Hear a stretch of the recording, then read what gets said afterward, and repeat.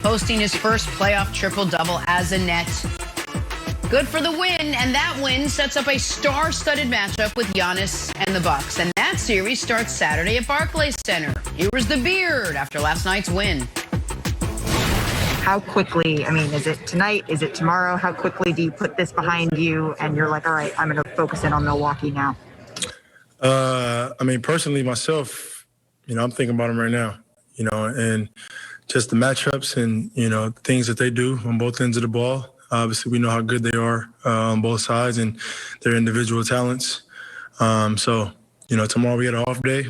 And, Thursday, I think we go watch film and prepare for them. Question, how do these two teams match up? Answer, well, Bucks took the season series 2-1. Giannis and Durant both getting it done on offense, averaging 39 and 34 respectively.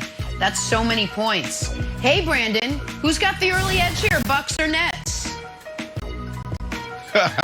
Are you asking me that question? Come on, please, Jenna. You know it's I'm asking you with your head. No, let's go. I'm asking you with your head, not your heart. Can you do it? Head, not heart, okay. Brandon. Try it. Well, listen. I mean, look what I'm wearing. Look what I'm wearing. We win the series. We just beat those boys. So I'm wearing my black and white celebrating. It was amazing. It played out exactly how I said it would all year. I said they have too much firepower on offense. You have three guys that can average 25 points. What did you see? You saw them average 84 points throughout this series. 85 points throughout the series. That's the record. You can't find that in the history of the NBA. You got to go back to 1960 to see somebody close, and that was Elgin Baylor, that was Jerry West, and some guy named, excuse me, not being disrespectful, but Rudy LaRusso. They averaged 84 points in the series. So they did exactly what I said they would do, and that's why the Bucks don't have a chance to win this series. Now, it will be an interesting series, Nick. It will be, to me, in my mind, this is the finals. You got a team that can really get it done, but they don't have enough to go the distance. You got, obviously, the reigning two-time MVP of the league, and that's Giannis. You have P.J. Tucker, who's Mr. Big Shot. He, reminds me of, Chauncey Billups at times when the game's on the line. He hits those little corner threes. Chris Middleton, he's underrated, probably the most underrated player in the NBA. And then you have Drew Holiday. Drew Holiday, dynamic on the defensive side, and he's a scary scorer. So it's going to be a series, and they're going to have to earn it. But there's too much offense at the end of the day. You can lock down KD and then Kyrie kill you. You can lock down Kyrie and then James Harden kill you. What James Harden has done this year, this series, is just, it needs to be celebrated. The first couple games in the first series, what did he do? He got his guys involved. He made the ultimate sacrifice. This is a scorer, a guy who's ball dominant, and he let KD and Kyrie lead. And then all of a sudden, he turned it on the last two games on the scoring side. So I absolutely love this matchup for the Nets. It won't be easy, Nick, but this is something to watch because this is the finals. So I don't know if I agree that this is the finals, but I do think this could end up being the best series of the postseason.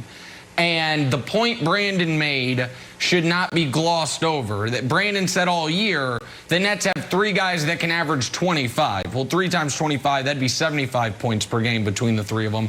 In this series, those three guys averaged 85, which is the most of any trio in any playoff series of any round in NBA playoff history. So in that regard, Brandon has been 100% correct. So why haven't I bought in on the Nets?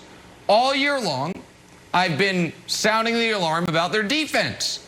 And Brandon came around a bit when the Nets had one good defensive game. I think there was a drawing a blank answer that said defense wins championships. And it wasn't from your old buddy Nick Wright, it was from your old buddy Brandon Marshall. And now that we're through the first round against a team that had one healthy, legitimately good offensive player in Jason Tatum, you look and you say, okay, the Nets defensive rating during the regular season, we all said it wasn't going to be good enough. They would have to get a little bit better. It was 114. What is it in the playoffs? Oh, it's 116. Oh, their defense has actually gotten worse in the postseason. Now, it hasn't mattered because they were playing legitimately with no Jaylen Brown, with a hobbled and then not there Kemba Walker, a bad Celtics team. But it will matter against Milwaukee. So I believe the Bucks have the edge. Brandon gave me great information that I agree with about what a good roster the Bucks have. But Wilds, I want to focus on Giannis, because the last time we saw Giannis in a playoff series where he wasn't dealing with either Bam Adebayo or Kawhi Leonard, he averaged 31, 16, and 6 on nearly 60% shooting. I think Giannis is going to look the best he has looked in the playoffs since then, because A, you're going to have to go up and down and score a bunch against Brooklyn, and B, there is nobody on Brooklyn's roster, forget Garden, that can even form the wall. Like, I guess you could try DeAndre Jordan like you did in the regular season, and Giannis responded to that in the regular season by averaging 40 points per game against this team. So the one part, Wilds, that I will say Brooklyn has a sizable edge in is if Brooklyn has a 3-point lead with 45 seconds left in any of these, 4-point lead with 45 seconds left, they are the best closeout team in the league, because all three of their guys are spectacular free throw shooters. You can't get in the foul competition with them at the end of games, as you see teams try to do. So that works to Brooklyn's favor. But the defense, the well-roundedness, and the fact that I think Milwaukee's been tested, I think all works in the Bucks' favor. So here's the thing that I'm worried about, and I'm rooting for the Bucks, but this is what I'm worried about. What if Steve Nash went into the Nets locker room today while they're watching film and said this: not only can we not contain him, we're just going to let Giannis do his thing. If Giannis has been playing like Wilt Chamberlain, literally, we put up Wilt Chamberlain's numbers against Giannis, and they look exactly the same. If he gets 40, so be it. If he gets 45, so be it. If he gets 50, you know what? We'll make a great highlight. But we need to stop. PJ Tucker can't get loose and start hitting threes like Marcus Smart did. We got to contain Chris Middleton, try to keep him in the teens, and try to keep Drew Holiday in the teens. If that happens, Nick, if Steve Nash says, you know what, we can't stop Giannis and we're not going to try, we almost let him punch himself out, we have to stop those other guys, I think that would be a blueprint to beating the Bucks. Do you agree? Well, the thing is this: I don't know that they can stop the other guys. I just don't. The Nets, when their best 5-man lineup, the one where KD's the only big on the court, Harden, Kyrie, Joe Harris, and Blake. KD, and the underrated story of this postseason, by the way, has been Kevin Durant is playing essentially perfect basketball. KD is somehow showing no signs of any injuries and is doing it on both ends. KD is an excellent defender. No one else in that 5-man unit is a plus defender. Harden, if you post him up, is, but that's it. And so even if you're like, no, we're just going to let Giannis get his, but we're not going to let, who is stopping Drew Holiday? Who is stopping Chris Middleton? If you put KD on Chris Middleton, that can work. So I just think that the Nets have not shown me the ability to get stops. They haven't needed to, because as Brandon's point is, their big three have just been incandescent. But I think the Bucks have too much. It's simple. It's simple. Too much offensive firepower, and you guys are missing it.